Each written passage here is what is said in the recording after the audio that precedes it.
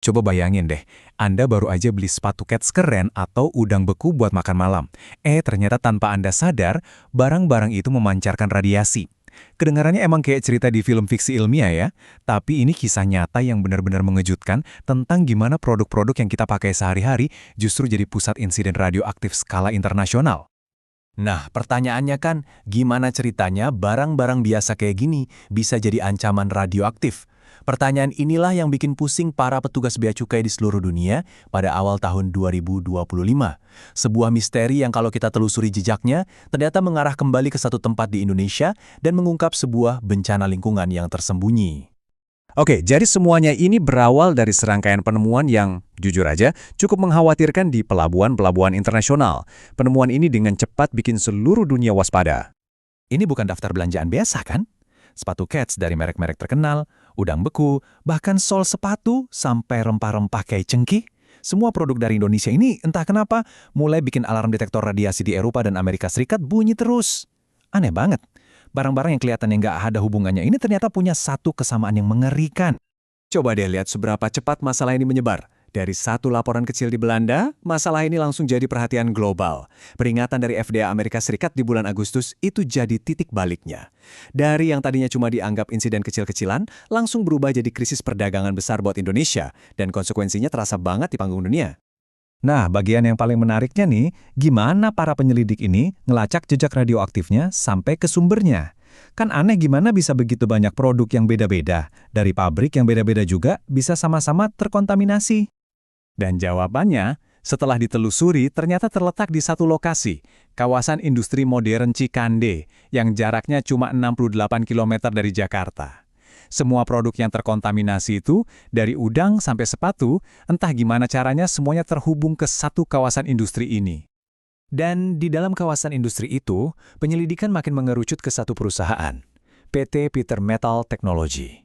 Sebuah pabrik milik Tiongkok yang kerjaannya melebur besi tua untuk dijadikan baja tahan karat. Nah, disinilah titik nol dari bencana yang nggak kelihatan ini. Prosesnya sebenarnya simpel banget, tapi dampaknya luar biasa merusak. Jadi ada sebuah sumber radioaktif yang hilang, yang secara nggak sengaja kecampur sama pasokan besi tua. Pas dilebur, cesium-137 ini berubah jadi uap, keluar lewat cerobong asap pabrik, dan menyebar kayak selimut debu beracun yang nggak kelihatan ke seluruh kawasan industri, mencemari apapun yang dilewatinya. Nah, ini dia poin krusialnya. Tingkat radiasi di sumber masalahnya. Di satu titik, pengukurannya itu mencapai 33.000 mikrosieverts per jam. Biar gampang, mikrosievert itu satuan buat ngukur dosis radiasi yang diserap tubuh. Angka segitu tuh bukan cuma tinggi lagi, tapi bahaya banget. Dan slide ini nunjukin seberapa bahayanya. Angka 33.000 itu hampir 900.000 kali lebih tinggi dari radiasi normal yang kita terima setiap hari dari lingkungan. Paparan radiasi setinggi ini bisa menyebabkan kerusakan kesehatan yang parah dan dalam jangka panjang bahkan bisa fatal. Oke, sekarang mari kita lihat gimana pemerintah Indonesia bergegas buat nanganin krisis ini. Apalagi yang pertama kali nemuin justru pihak luar negeri. Ini benar-benar jadi perlombaan buat ngendalin kerusakan sekaligus ngelindungin warganya. Awalnya, respons resminya tuh coba buat nenangin keadaan. Pernyataan kayak gini tujuannya buat menenangkan pasar dan publik, seolah-olah ini cuma masalah kecil, udah terlokalisasi, dan yang penting udah ditangani. Tapi, cerita itu cepat banget kebantah. Para penyelidik langsung nemuin kalau kontaminasinya sama sekali nggak terlokalisasi. Debu radioaktifnya ternyata udah nyebar ke lebih dari 20 lokasi industri yang beda-beda di seluruh Cikande. Masalahnya jauh-jauh lebih besar dari yang diakui di awal. Begitu sadar situasinya parah, respon pemerintah akhirnya jadi masif. Bayangin, seluruh kawasan industri di lockdown. Tim spesialis dengan pakaian hazmat lengkap dikerahkan dan mereka berhasil ngumpulin lebih dari 1.000 ton material yang terkontaminasi. Ribuan orang harus menjalani pemeriksaan kesehatan dan yang paling menyedihkan, puluhan warga harus dievakuasi dari rumah mereka di zona merah yang berbahaya. Di tengah operasi besar-besaran ini, ada kebingungan yang nyata di masyarakat. Coba bayangin deh, jadi warga di sana, ngelihat petugas pakai baju hazmat lengkap di lingkungan sekitar. Tapi secara resmi dibilang kalau semua baik-baik aja. Kesenjangan antara apa yang dilihat warga dan apa yang mereka dengar pastinya bikin cemas dan nggak percaya. Insiden ini tuh bukan cuma kecelakaan biasa. Ini tuh kayak gejala dari masalah yang jauh lebih besar terkait pengawasan dan regulasi. Bencana ini benar-benar ngebuka celah berbahaya yang ada di dalam sistem. Akar masalah dari bencana ini adalah konsep yang namanya sumber yatim atau orphan source. Intinya, ini adalah bahan radioaktif yang udah nggak lagi di bawah kendali yang semestinya. Entah gimana caranya, sebuah perangkat industri yang sangat berbahaya, mungkin dari alat ukur tua yang dibuang sembarangan, lolos dari pengawasan dan akhirnya diperlakukan kayak besi tua biasa. Jadi ini bukan cuma satu kesalahan, tapi rentetan kegagalan sistemik. Nggak ada pemeriksaan radiasi wajib untuk besi tua.